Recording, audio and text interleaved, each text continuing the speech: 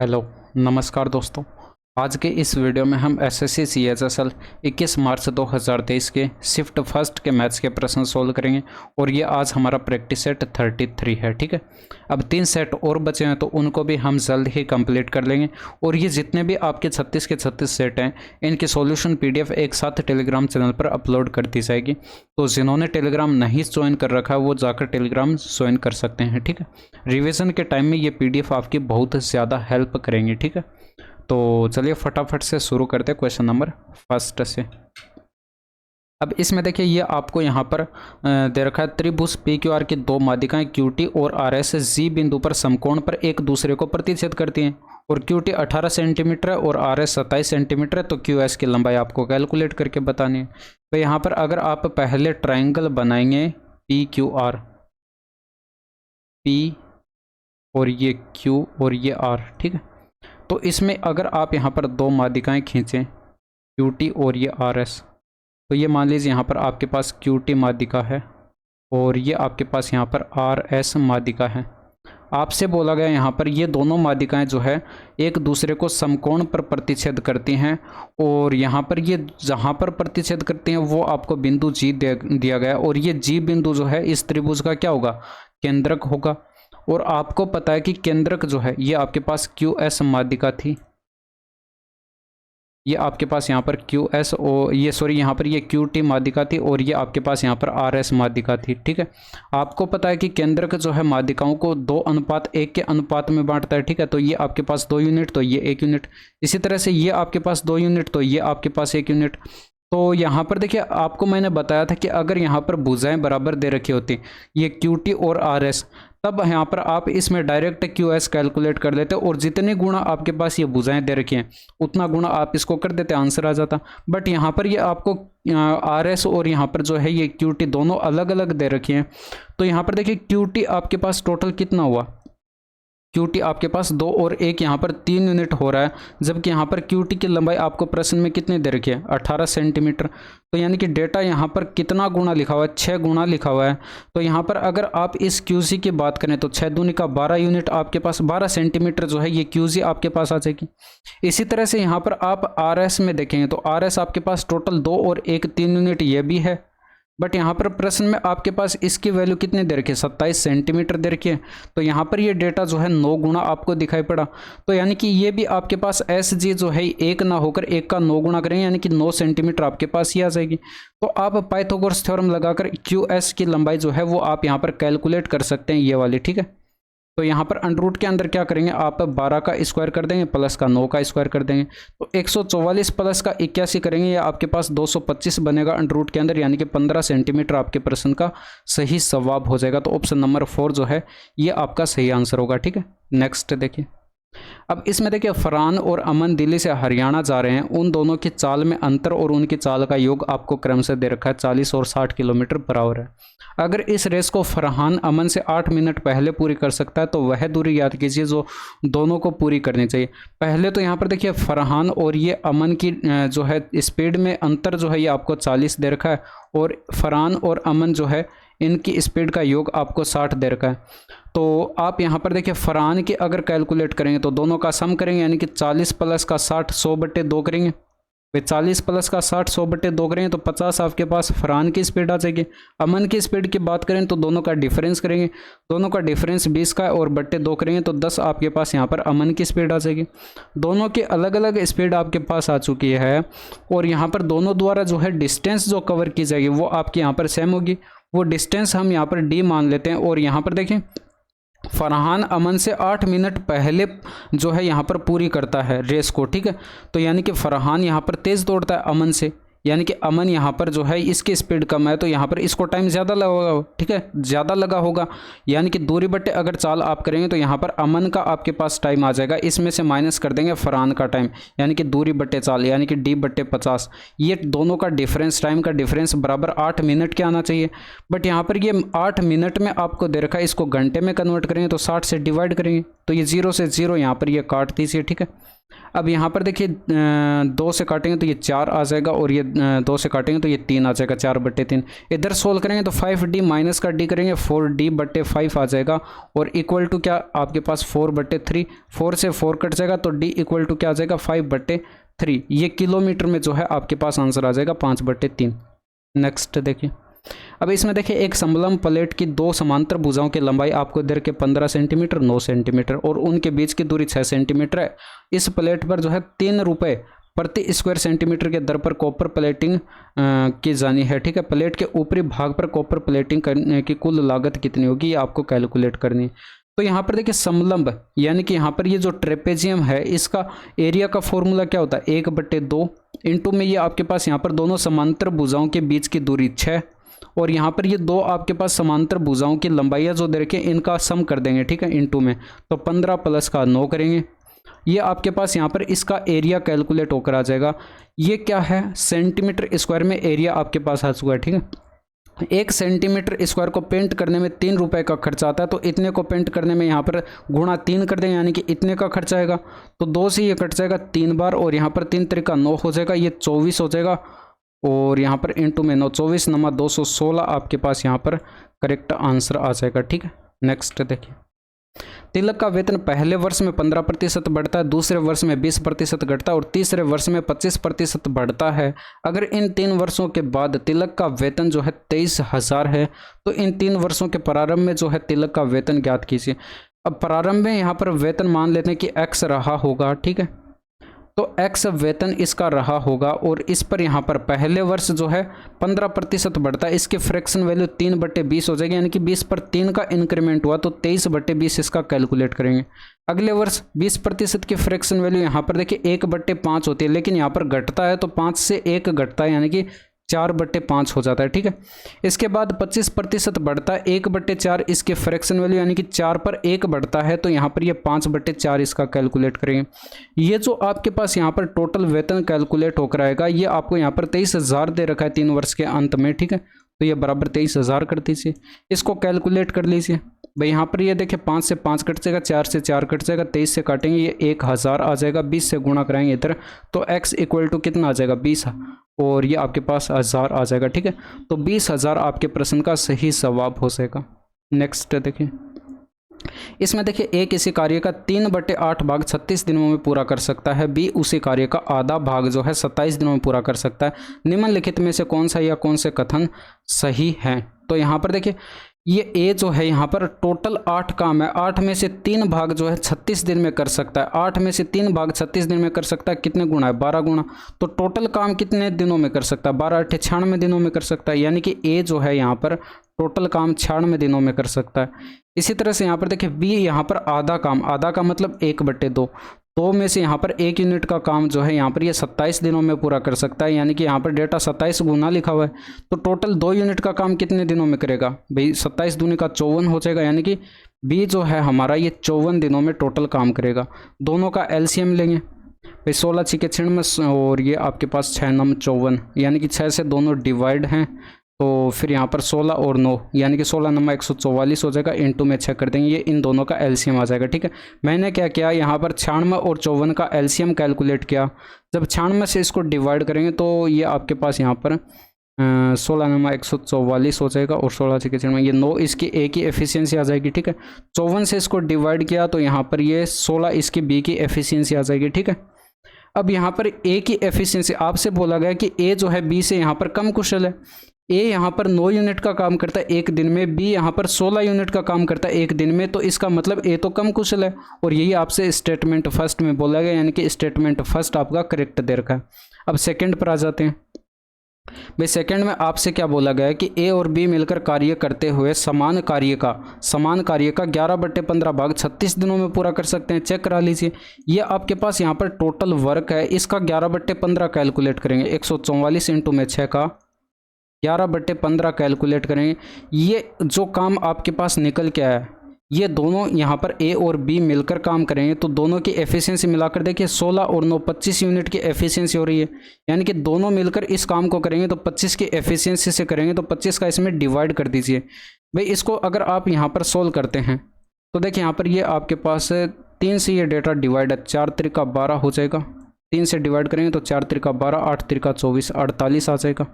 और इसके अलावा 3 से डिवाइड करेंगे तो ये 5 आ जाएगा। और यहाँ पर जो है ये आपके पास ऊपर क्या बचा, ये 48। ये और कुछ आपको कटता हुआ दिखाई नहीं पड़ रहा, तो 48 इंटू में 6 इंटू में 11 लिख लेंगे। और बट्टे में देखिए 25 इंटू में 5। क्या ये आपको लग रहा है कि बराबर 36 दिन आ जाएगा? भाई यहाँ पर दूर दूर तक आपको नहीं लग रहा होगा कि ये बराबर 36 दिन आ जाएगा।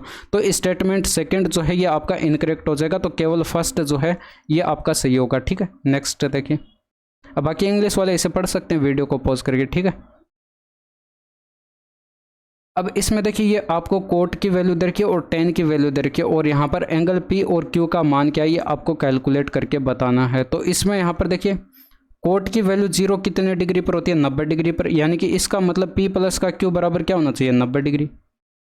इसमें देखिए यहाँ पर टेन की वैल्यू 1/√3 30 डिग्री पर होती है, यानी कि पी माइनस क्यू का मान क्या होना चाहिए, 30 डिग्री। तो यहाँ पर देखिए दोनों का सम P और Q का सम 90 डिग्री और दोनों का डिफरेंस 30 डिग्री आपको ऐसा एक ही ऑप्शन में दिखाई पड़ रहा होगा, आंसर लगा देंगे। ठीक है, अदरवाइज यहाँ पर देखिए कैलकुलेशन भी आप कर सकते हैं। भाई P बराबर अगर कैलकुलेट करेंगे तो दोनों का सम करिए और डिवाइडेड 2 कर दीजिए। 90 प्लस का 30 किया 120 डिग्री आया, बट्टे 2 किया यानी कि 60 डिग्री, और P आपको 60 डिग्री एक ही ऑप्शन में दिखाई पड़ा, आंसर यहाँ से लगा देते। और वैसे भी यहाँ पर Q कैलकुलेट करते तो दोनों का डिफरेंस करते, 90 में से 30 घटाते तो 60 बचता, और 60 को 2 से डिवाइड करते तो 30 डिग्री आपके पास आता, और 60 और 30 डिग्री आपके पास आंसर आ चुका है। ठीक है, अब इसमें देखिए साइन थीटा और कोस थीटा प्लस में आपको यहाँ पर बराबर दे रखा है √2 के, तो इसका मान कैलकुलेट करके बताना है। अब अगर यहाँ पर देखिए आपको ये दिखाई पड़ रहा है भाई थीटा बराबर यहाँ पर क्या है 45 डिग्री, 45 डिग्री थीटा बराबर यहाँ पर रखेंगे तो इसकी वैल्यू आपके पास यहाँ पर देखिए साइन थीटा की वैल्यू 45 डिग्री पर 1/√2 होती है प्लस में, और यहाँ पर कोस थीटा की वैल्यू भी आपके पास 1/√2 होती है। बस इतना ही हम यहाँ पर ये सोल्व करते हैं। ठीक है, अब देखते हैं बराबर हमारे पास क्या आएगा। भाई यहाँ पर बट्टे में √2 आ जाएगा, ऊपर 1 + 1 यानी कि 2 हो जाएगा, √2 से काटेंगे तो ये बराबर √2 आ जाएगा, और ये बराबर हमारे पास √2 दे रखा है। इसका मतलब थीटा बराबर 45 डिग्री होगा, और थीटा बराबर 45 डिग्री यहाँ पर रखेंगे तो ये आपके पास यहाँ से क्या आ जाएगा, भाई यहाँ पर थीटा बराबर 45 डिग्री रखेंगे तो कोसेक 45 की वैल्यू √2 होती है, प्लस में कोट 45 की वैल्यू 1 होती है, तो यहाँ पर आंसर आपके पास ऑप्शन नंबर 2 आ जाएगा। ठीक है, नेक्स्ट देखिए। निखिल और नेहा ने जो है 5:4 के अनुपात में पूंजी का निवेश किया। नेहा ने निखिल की तुलना में 1 वर्ष अधिक समय के लिए निवेश किया, और उनके लाभ का अनुपात आपको दे रखा 6:5। ज्ञात कीजिए नेहा ने कितने समय के लिए धन का निवेश किया। देखिए यहाँ पर ये निखिल मैं NK से लिख रहा हूँ, और यहाँ पर ये नेहा मैं NH से लिख रहा हूँ। इनका आपके पास यहाँ पर निवेश का रेशियो दे रखा 5:4। हम यहाँ पर मान लेते हैं कि इन्होंने जो निखिल है यहाँ पर इसने T1 टाइम के लिए निवेश किया, तो 5 इंटू में T1 करेंगे, और यहाँ पर जो है आपके पास ये नेहा ने जो है 4 यूनिट की राशि T2 टाइम के लिए निवेश की, तो ये आपके पास जो रेशियो आएगा ये इनके प्रॉफिट का रेशियो आएगा, और जबकि आपको प्रॉफिट का रेशियो 6:5 दे रखा है। तो यहाँ पर आप जब रेशियो बराबर करेंगे यानी कि 5T1 अपॉन ये आपके पास 4T2, ये बराबर 6:5 होना चाहिए क्योंकि ये प्रॉफिट के रेशियो हैं। ठीक है, तो जब आप इसको सिंप्लीफाई करेंगे यानी कि T1 का T2 के साथ रेशियो जो आएगा आपके पास यहाँ पर 24:25 आ जाएगा। तो यहाँ पर जब आप इनका डिफरेंस करेंगे तो देखिए यहाँ पर 1 यूनिट का आपको यहाँ पर ये डिफरेंस दिखाई पड़ा, जबकि यहाँ पर प्रश्न में देखिए यही बोला गया आपसे नेहा ने जो है निखिल की तुलना में 1 वर्ष अधिक समय के लिए यहाँ पर निवेश किया, और यहाँ पर 1 वर्ष हमारे पास आ रहा है, यानी कि 1 यूनिट की वैल्यू हमारे पास एक प्रश्न में दी गई। अगर यहाँ पर अलग दी होती तब यहाँ पर 1 यूनिट की वैल्यू कुछ अलग होती और उसी के हिसाब से हमारा आंसर चेंज हो जाता। अब यहाँ पर 1 यूनिट की वैल्यू 1 है, तो यहाँ पर ये आपके पास T1 भी 1 गुना हो जाएगा और T2 भी 1 गुना हो जाएगा, तो 1 से जब इनको गुणा करेंगे तो ये 24 और 25 ही तो होंगे। और T1 जो है ये आपका यहाँ पर निखिल द्वारा लिया गया टाइम है, और यहाँ पर T2 जो है ये आपके पास यहाँ पर नेहा द्वारा लिया गया टाइम।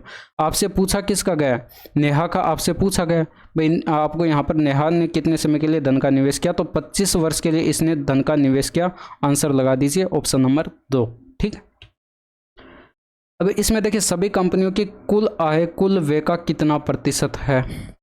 और यहाँ पर आय को आय का ये फॉर्मूला आपको दे रखा है वे प्लस का बचत, यानी कि ये ग्राफ जो दे रखा है ये सेविंग और यहाँ पर एक्सपेंडिचर का ग्राफ दे रखा है। जब आप आय कैलकुलेट करेंगे तो दोनों का सम करके कैलकुलेट करेंगे, ठीक है।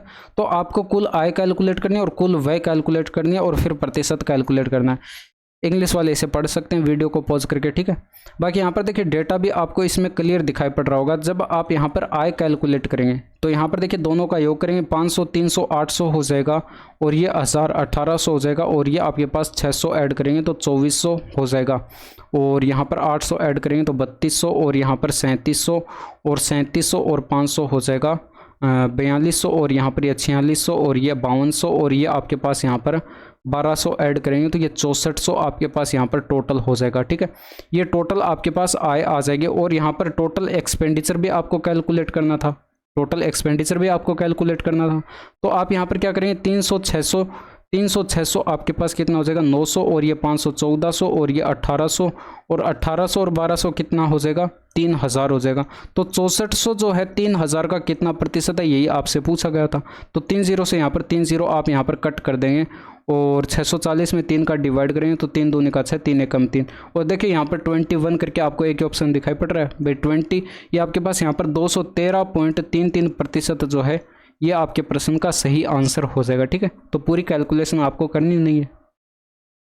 अब इसमें देखिए आसान सा प्रश्न है, बराबर 4ab होता है तो ये आंसर आप यहाँ पर लगा देते। भाई आपको यहाँ पर एक फॉर्मूला पता होना चाहिए कि a प्लस बी का होल स्क्वायर करते हैं और इसमें से माइनस कर देते हैं अगर हम a माइनस बी का होल स्क्वायर, तो यहाँ पर जो आपके पास निकल के आएगा ये बराबर 4ab निकल के आएगा।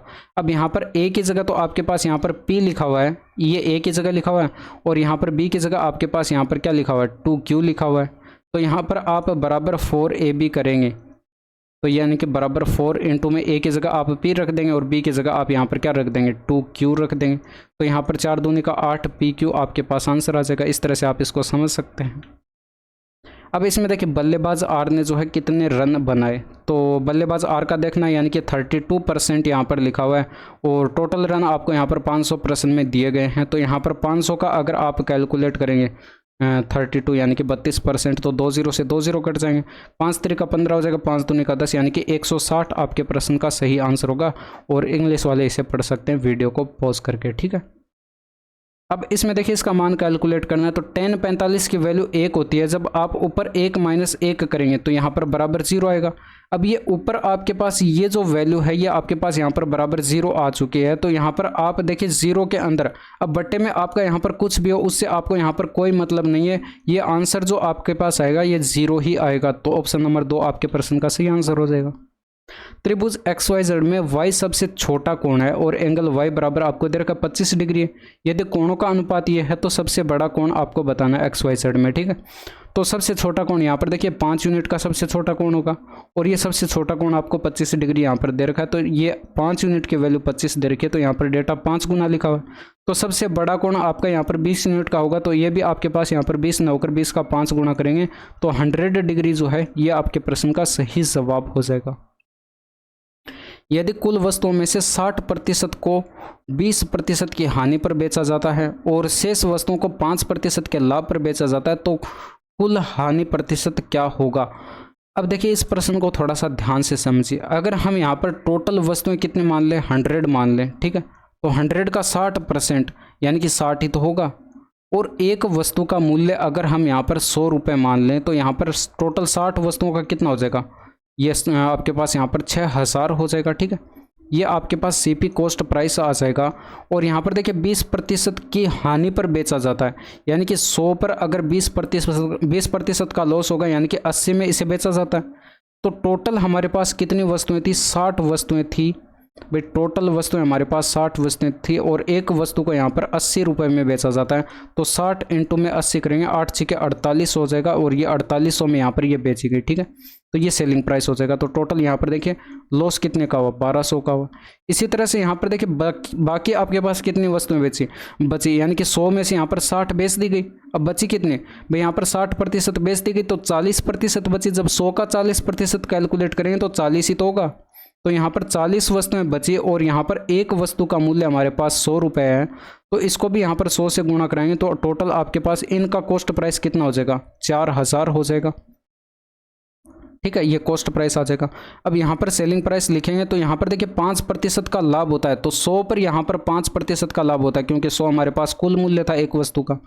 तो यानी कि 105 में ये आपके पास यहाँ पर बेची जाती है, और टोटल हमारे पास वस्तुएं कितनी थी, 40 वस्तुएं थी, यानी कि 40 वस्तुएं बेची गई 105 में। तो यहाँ पर देख लीजिए कितना हो जाएगा, ये 400 और 500 के 20, यानी कि 420 ये हो जाएगा, आगे एक जीरो आ जाएगा, यानी कि 4200 में ये बेची गई। तो यहाँ पर अगर आप देखेंगे तो ये प्रॉफिट यहाँ पर कितने का हो रहा है भाई, ये आपके पास ये 200 का प्रॉफिट हो रहा है। तो ओवरऑल आपके पास यहाँ पर देखिए कितने का प्रॉफिट हुआ भाई, यहाँ पर ये प्रॉफिट तो होगा ही नहीं, क्योंकि यहाँ पर लॉस ज़्यादा हो रहा है और प्रॉफिट कम हो रहा है। तो यानी कि यहाँ पर इनका डिफरेंस करेंगे तो ये माइनस का 1000 हो रहा है, यानी कि यहाँ पर ओवरऑल जो इससे नुकसान हुआ कितने का हुआ, 1000 का हुआ।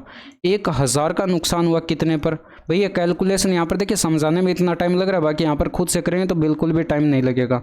अब टोटल वस्तुएं आपके पास 100 थी और एक वस्तु का मूल्य 100 था, तो गुणा इसको 100 करेंगे तो टोटल वस्तुओं का मूल्य कितना हो गया, 10,000 हो गया। तो 1000 का यहाँ पर लॉस हुआ, और कितने पर, 10,000 पर, और गुणा कर देंगे 100 से। तो ये देखिए 1/10 आपके पास आएगा, और 1/10 की प्रतिशत वैल्यू क्या होती है, 10% होती है, यानी कि 10% होती है, और ये माइनस का 10% आएगा। ठीक है, और ये माइनस का चिन्ह जो है यहाँ पर हानि यानी कि लॉस को रिप्रेजेंट करता है। तो ऑप्शन नंबर 4 जो है ये आपके प्रश्न का सही आंसर हो जाएगा, 10% का लॉस होगा। ठीक है, नेक्स्ट देखिए, एक कुर्सी का अंकित मूल्य उसके क्रय मूल्य से 30% अधिक है। अगर कुर्सी ₹40 की छूट के बाद 200 में बेची जाती है तो लाभ प्रतिशत क्या होगा। एक चीज़ यहाँ पर देखें, अगर हम यहाँ पर कॉस्ट प्राइस लिखें और ये मार्क प्राइस लिखें, तो यहाँ पर जो है अंकित मूल्य क्रय मूल्य से क्या है, 30% अधिक, यानी कि 3/10 इसकी फ्रैक्शन वैल्यू, यानी कि 10 से 3 अधिक। 10 अगर आपका कॉस्ट प्राइस है तो 13 आपके पास यहाँ पर मार्क प्राइस रहा होगा। अब यहाँ पर देखिए, अगर यहाँ पर 40 की छूट दी जाती है और उसके बाद 200 में बेची जाती है, अगर ये छूट नहीं दी जाती तो ये 40 इस 200 में शामिल रहता, यानी कि 240 आपके पास ये अंकित मूल्य रहता। तो अंकित मूल्य 240 रहता, यानी कि इस 13 यूनिट की वैल्यू कितनी हो जाती है, 240। 13 यूनिट की वैल्यू 240 है, तो कॉस्ट प्राइस हमारे पास 10 यूनिट है, इसकी वैल्यू कितनी हो जाएगी, 240/13, यानी कि 2400/13 आपके पास ये कॉस्ट प्राइस आ जाएगा। और इसी तरह से अगर आप यहाँ पर सेलिंग प्राइस लिखें, भाई सेलिंग प्राइस आपके पास यहाँ बताया गया है कि 200 रुपये है, तो यानी कि ये 200 में बेची जाती है, और ये आपके पास कॉस्ट प्राइस सीपी कैलकुलेट होकर आ चुका है। जब आप इन दोनों का रेशियो बनाएंगे, भाई यहाँ पर सीपी और एसपी का जब आप रेशियो बनाएंगे, सीपी आपके पास कितना है, 2400/13 है, और यहाँ पर एसपी कितना है, 200 है। तो 2 0 से ये 2 0 कट जाएंगे, और यहाँ पर 2 से इसको काटेंगे तो ये 12 आपके पास आ जाएगा। ठीक है, अब यहाँ पर देखिए बट्टे में 13 है, तो 13 से दोनों साइड यहाँ पर गुणा करेंगे तो 12:13 आपके पास बन जाएगा। तो यहाँ पर देख लीजिए कितने का प्रॉफिट हुआ, एक का प्रॉफिट हुआ कितने पर, 12 पर। तो जब आप प्रॉफिट परसेंटेज कैलकुलेट करेंगे तो एक का प्रॉफिट हुआ कितने पर, 12 पर, और गुणा कर देंगे 100 से, तो यानी कि 12 8 96 8 आ जाएगा, और 4 बचा पॉइंट लगाएंगे, उतारेंगे 0, 12 3 36, यानी कि 8.33 आएगा। ठीक है, बट यहाँ पर अप्रोक्सीमेट लगभग में लिखेंगे तो 8.34% आपके प्रश्न का सही जवाब होगा। नेक्स्ट देखिए, अब इसमें देखिए त्रिभुज एबीसी में जो है AB बराबर 20 सेंटीमीटर और BC बराबर 16 सेंटीमीटर, AC बराबर 12 सेंटीमीटर, और इसमें अंकित वृत्त की त्रिज्या आपको 4 सेंटीमीटर। तो त्रिभुज ABC का क्षेत्रफल ज्ञात कीजिए। अगर आपको ये दिखाई पड़ रहा है, यहाँ पर ये पाइथागोरस थ्योरम यहाँ पर अप्लाई हो रही है, सबसे बड़ी भुजा हाइपोटेनस होती है, बाकी यहाँ पर ये परपेंडिकुलर और बेस बच गए। ठीक है, तो फिर यहाँ पर आप देखिए ये पाइथागोरस थ्योरम यहाँ पर अप्लाई हो रहे, तो इसका मतलब ये समकोण त्रिभुज की भुजाएं लिखी हुई, इससे हमें फिर कोई मतलब नहीं है। यानी कि अगर आप यहाँ पर समकोण त्रिभुज का एरिया कैलकुलेट करेंगे तो 1/2 आधार इंटू में ऊंचाई करेंगे, यानी कि आपके पास आधार देखिए हाइपोटेनस तो हो नहीं सकता, तो बाकी दो भुजाएं 16 और 12 आप यहाँ पर लेंगे तो 8 दूनी का 16, 12 8 96 सेंटीमीटर स्क्वायर आपके प्रश्न का सही आंसर हो जाएगा। बस कैलकुलेशन इतनी सी थी। अब इसमें देखिए अगर आपको ये दिखाई पड़ रहा है, ऊपर आपके पास ये लिखा हुआ है 3x और प्लस का 2y का होल स्क्वायर, और बट्टे में यहाँ पर 6 जो लिखा हुआ है ये 36 लिखा हुआ है, ये 6 का स्क्वायर लिखा हुआ है, यानी कि अगर हम इसका स्क्वायर कर दें, पूरे का स्क्वायर कर दें तो हमारे पास ये निकल के आएगा। अब इसमें 6 का अलग अलग डिवाइड कर दीजिए ब्रैकेट के अंदर, ये x/2 हो जाएगा, प्लस में ये y/3 हो जाएगा, और इसका होल स्क्वायर, ये ऑप्शन नंबर 3 में आपको दिखाई पड़ रहा है। आंसर लगा दीजिए।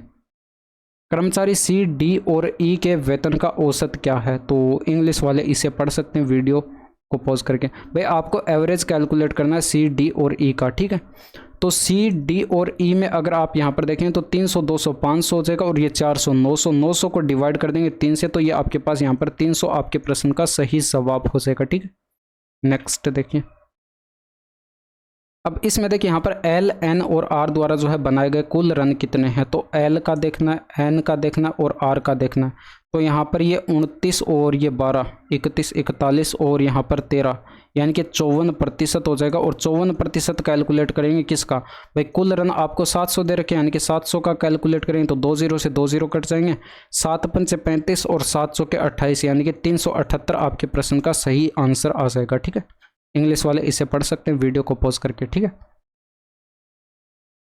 अब इसमें देखिए यहाँ पर यदि त्रिभुज एबीसी में जो है भुजा बीसी पर डी एक बिंदु इस प्रकार है कि एडी को मिलाने वाली रेखा कोण ए को समद्विभाजित करती है और यदि बीडी और बीसी की लंबाई क्रमशः 4 सेंटीमीटर और 10 सेंटीमीटर है, तो एबी और एसी की लंबाई का अनुपात आपको कैलकुलेट करके बताना है। तो यहाँ पर एंगल बाइसेक्टर थ्योरम आपकी लग जाएगी। यहाँ पर देखिए आपके पास यहाँ पर ट्राइंगल मान लीजिए ये ए बी सी है और यहाँ पर ये डी बिंदु बी सी भुजा पर इस प्रकार दे रखा है कि यहाँ पर ए डी जो है ये एंगल ए को जो है यहाँ पर बाइसेक्ट करती है यानी कि 2 बराबर बराबर भागों में बांटती है। ठीक है, अब यहाँ पर आपसे बोला गया कि ये बी डी जो है ये 4 सेंटीमीटर है और बी सी आपके पास कुल 10 सेंटीमीटर है, तो यहाँ पर आपके पास ये कितनी बच जाएगी, 6 सेंटीमीटर बच जाएगी। अब यहाँ पर ये x मान लीजिए और यहाँ पर ये y मान लीजिए, आपको यही कैलकुलेट करना है x और y का रेशियो यानी कि AB का AC के साथ रेशियो कैलकुलेट करके बताना है। तो एंगल बाय सेक्टर थ्योरम क्या कहती है, यहाँ पर अगर एंगल A को यहाँ पर ये समद्विभाजित करती है AD, तो यहाँ पर x का 4 के साथ अनुपात और y का 6 के साथ अनुपात आपस में बराबर होगा। तो x का 4 के साथ रेशियो, y का 6 के साथ रेशियो बराबर होगा। तो x और y का रेशियो जब बनाएंगे तो 2:3 आपके प्रश्न का सही आंसर आ जाएगा। अब इसमें देखिए इसमें कैलकुलेशन है, 10 से आप इसमें डिवाइड करेंगे तो 2.5 ये आ जाएगा और माइनस के अंदर ये देखिए यहाँ पर 7/12 आ जाएगा और ऑफ का मतलब होता है मल्टीप्लाई और यहाँ पर ये 6/5 लिखा हुआ है और यहाँ पर ये आपके पास प्लस में ये देखिए यहाँ पर ये 3 तरीका 9 हो जाएगा और यहाँ पर 14 3 42 और बट्टे 10 करेंगे यानी कि 4.2 आपके पास ये आ जाएगा। और प्लस के अंदर यहाँ पर देखिए 25 ये डिवाइड है, मल्टीप्लाई में चेंज करें तो ये 25 उठ के ऊपर चला जाएगा और ये 5 पंचे 25 यानी कि आपके पास यहाँ पर 5 आ जाएगा प्लस का। ठीक है, ये कैलकुलेशन है। और यहाँ पर देखिए आपके पास 6 से ये कट जाएगा, ये 2 बार कट जाएगा, 5 दूनी का 10 हो जाएगा यानी कि 10 का आप इसमें भाग लगाएंगे 7 में तो 2.5 और ये माइनस का 0.7 आ जाएगा, प्लस में 4.2 और ये प्लस का 5 और ये इसमें से घटाएंगे तो ये 1.8 बच गया और यहाँ पर प्लस का 4.2 और ये प्लस का 5 ये ऐड करेंगे तो यहाँ पर ये 5 और ये 6 और ये 6 और 5 11 आपके प्रश्न का सही जवाब हो जाएगा। ठीक है, अब इसमें देखिए ये भी कैलकुलेशन है भाई, अगर आप यहाँ पर देखिए ऑफ सबसे पहले सोल्व करेंगे। ठीक है, तो यहाँ पर 224 इंटू में आप ये 4 लिख लेंगे और ये 4 के बट्टे में यहाँ पर 7 है तो इस तरह से आप इसको लिख सकते हैं। अब यहाँ पर आप देख सकते हैं ये 224 के भी तो डिवाइड में 7 है तो यहाँ पर ये कट जाएगा, 7 3 का 21 हो जाएगा और यहाँ पर 7 दूनी का 14 32 हो जाएगा और ये माइनस के अंदर 25 3 75 750 हो जाएगा। ये 4 दूनी का 8 और 4 3 का 12 यानी कि आपके पास 128 हो जाएगा और इसमें से माइनस कर देंगे ये 750 तो माइनस में बचेगा आंसर ये 2 बचा और यहाँ पर 4 में से 2 गया, ये 2 बचा और यहाँ पर 1 गया 7 में से तो ये 6 बचा तो माइनस का 622 आंसर हो जाएगा। अब इसमें देखिए यहाँ पर आप यहाँ पर क्या करेंगे, बट्टे में देखिए ये वाई स्क्वायर जेड स्क्वायर लिखा है, एक्स स्क्वायर जेड स्क्वायर और एक्स स्क्वायर वाई स्क्वायर। तो यहाँ पर आप एक चीज़ देख सकते हैं, इसमें यहाँ पर एक्स स्क्वायर की कमी है, इसमें वाई स्क्वायर की कमी है और इसमें जेड स्क्वायर की कमी है। तो यहाँ पर जब आप इनका एलसीएम लेंगे तो एक्स स्क्वायर वाई स्क्वायर और ये जेड स्क्वायर यहाँ पर हर का एलसीएम आ जाएगा। और ऊपर देखिए आप कैलकुलेट करेंगे तो इसमें देखिए वाई स्क्वायर जेड स्क्वायर का भाग लगाएं तो ये कट जाएगा, बचा क्या एक्स स्क्वायर। तो ऊपर आप एक्स स्क्वायर से गुणा कराएंगे तो एक्स क्यूब आपके पास ऊपर आएगा, तो यहाँ पर एक्स क्यूब लिख लिया। ठीक है, अब इसमें देखिए यहाँ पर एक्स स्क्वायर और जेड स्क्वायर का भाग लगाएं तो एक्स स्क्वायर और जेड स्क्वायर कट के बचा क्या वाई स्क्वायर, तो इसको वाई स्क्वायर से गुणा करा देंगे। तो इसी तरह से आप यहाँ पर कैलकुलेट कर लेंगे तो ये आपके पास ऊपर क्या आ जाएगा, वाई का क्यूब आ जाएगा और इसी तरह से ये जेड का क्यूब आ जाएगा। आपको पता है कि x plus y plus z बराबर 0 होता है, तो यहाँ पर x cube plus y cube plus z cube बराबर क्या होता है 3x वाई जेड होता है और बटे के अंदर एक्स स्क्वायर वाई स्क्वायर और ये जेड स्क्वायर, तो यहाँ पर ये 3/x वाई जेड आपके प्रश्न का सही आंसर आ जाएगा। इसमें देखिए 5 संख्याएं दे रखी है, जिसमें पहली संख्या दूसरी संख्या के दोगुनी और तीसरी संख्या की 2/3, 5 संख्याओं का औसत 60 दे रखा है। अगर बाकी 2 संख्याओं का योग आपके पास 120 है तो तीसरी संख्या का मान ज्ञात कीजिए। देखिए यहाँ पर पहली संख्या मान लीजिए a है और दूसरी संख्या मान लीजिए b है, तो उसका 2 गुना आपके पास ये दे रखी है भाई, यहाँ पर ये आपको बोल रखा है। और तीसरी संख्या की 2/3, अगर यहाँ पर तीसरी संख्या c है तो उसका 2/3 कैलकुलेट करेंगे तो ये आपके पास a निकल के आएगा। ये आपके पास यहाँ पर रिलेशन दे रखा है, ठीक है। अब 5 संख्याओं का औसत आपको दे रखा है 60 है। 5 संख्या आप यहाँ पर मान लीजिए a, b और ये c और यहाँ पर ये d और ये आपके पास e, इनका औसत दे रखा है। तो इनका टोटल आपके पास क्या हो जाएगा भाई, औसत आपके पास 60 है तो यहाँ पर टोटल संख्या 5 है, तो 60 को 5 से गुणा कराएंगे यानी कि 300 आपके पास इनका टोटल हो जाएगा। बट यहाँ पर आपसे बोला गया कि ये जो शेष 2 संख्याएं थी भाई, 3 संख्याओं के बारे में यहाँ पर बता दिया गया था। अब ये जो बाकी 2 संख्याएं थी इनका योग आपको 120 दे रखा है, यानी कि d और e आपके पास ये बाकी संख्याएं थी। तो यहाँ पर ये आपके पास 120 इनका योग दे रखा है, तो 120 इधर लाकर माइनस कर देंगे तो a प्लस का b प्लस का c इक्वल टू क्या आ जाएगा, 180 आ जाएगा। अब इसमें देखिए कैलकुलेशन आपको करनी है भाई। यहाँ पर अगर आप ये कैलकुलेट करेंगे, ये आपके पास जो है देखिए a बराबर, देखिए आपको यहाँ पर तीसरी संख्या कैलकुलेट करनी है और तीसरी संख्या आपकी यहाँ पर c है, यानी कि c की वैल्यू आपको चाहिए। तो यहाँ पर a और b का मान जो है आप c के पदों में रखेंगे। तो a बराबर तो आप यहाँ पर रख देंगे 2c/3, तो यहाँ पर तो ये 2c/3 आपने रख दिया। b की जगह आप देखिए क्या क्या रखेंगे, यहाँ पर b की जगह अगर आप यहाँ पर रखेंगे तो ये वाला टर्म इसके बराबर करेंगे, यानी कि यहाँ पर ये 2 से 2 कट जाएगा, तो यहाँ पर ये b बराबर आपके पास क्या आ जाएगा, यहाँ से b बराबर c/3 आ जाएगा। तो यहाँ पर b की जगह आप यहाँ पर c/3 रख देंगे प्लस में c और ये बराबर 180। तो यहाँ से आप ये c की वैल्यू कैलकुलेट कर सकते हैं। मैं इधर की साइड ये कैलकुलेट कर रहा हूँ, ठीक है। पूरी इक्वेशन को आप यहाँ पर क्या करेंगे, 3 से मल्टीप्लाई करा देंगे तो ये आपके पास क्या आ जाएगा भाई, यहाँ पर ये 2c आ जाएगा प्लस में ये c आ जाएगा प्लस में ये 3c हो जाएगा और ये 18 3 54 यानी कि 540 हो जाएगा। तो ये आपके पास यहाँ पर 6c हो जाएगा और ये आपके पास यहाँ पर बराबर 540, तो 15 6 90, ये आपके पास यहाँ पर 6 9 54 हो जाएगा, ठीक है। c इक्वल टू कितना आ जाएगा, 90 आपके पास आ जाएगा। तो ऑप्शन नंबर 2 जो है ये आपके प्रश्न का सही आंसर होगा। अब इसमें देखिए यहाँ पर एक धनराशि साधारण ब्याज पर 10% वार्षिक दर से 3 गुना हो जाती है, निम्नलिखित में से कौन सा या कौन से कथन सही है। तो 10% की रेट ऑफ इंटरेस्ट दे रखी है, राशि मान लेते हैं यहाँ पर 1 यूनिट के आपके पास ये प्रिंसिपल है, ठीक है। तो अमाउंट आपका यहाँ पर 3 गुना हो जाता है, यानी कि 3 यूनिट हो जाता है। तो आप यहाँ पर देख सकते हैं ब्याज कितने का मिला, 2 का ब्याज मिला। किस रेट ऑफ इंटरेस्ट से, 10% की रेट ऑफ इंटरेस्ट से, ठीक है। अब यहाँ पर देखिए समय को समान रखा गया है, इसीलिए यहाँ पर हम क्या करेंगे भाई, यहाँ पर देखिए समान समय अवधि में साधारण ब्याज पर जो है 20% वार्षिक दर से यह 5 गुना हो जाएगी। तो पहले इंग्लिश वाले जो हैं वो इसे वीडियो को पॉज करके इसको पढ़ के समझ लें, ठीक है। अब इसमें देखिए यहाँ पर ये आपके पास समान समय अवधि की बात हो रही है, तो यानी कि 10% की रेट ऑफ इंटरेस्ट से 2 का ब्याज मिला, तो यहाँ पर 20% की रेट ऑफ इंटरेस्ट से कितने का ब्याज मिलेगा, दोनों साइड आप 2 से गुणा कर देंगे, यानी कि 4 का आपके पास ब्याज मिलेगा। तो राशि आपके पास यहाँ पर 1 यूनिट की थी, तो ये आपके पास यहाँ पर 4 का ब्याज मिला। अब कितनी हो जाएगी भाई, 5 हो जाएगी। और यहाँ पर आपको दिया गया था कि राशि 5 गुना हो जाती है, तो 1 का आप देख सकते हैं 5 गुना हो रही है। तो स्टेटमेंट फर्स्ट आपका यहाँ पर करेक्ट दे रखा है। अब आ जाते हैं स्टेटमेंट सेकेंड पर। इसमें देखिए समान समय अवधि की यहाँ पर भी बात हो रही है और यहाँ पर ब्याज दर 30% से वार्षिक दर से जो है ये है 7 गुना हो जाती है। तो यानी कि 30% से यहाँ पर ब्याज कितना मिलेगा, देखिए 10% से हमें 2 का ब्याज मिल रहा है, तो दोनों साइड यहाँ पर 3 से गुणा कराएंगे, यानी कि 6 का यहाँ पर ब्याज मिलेगा।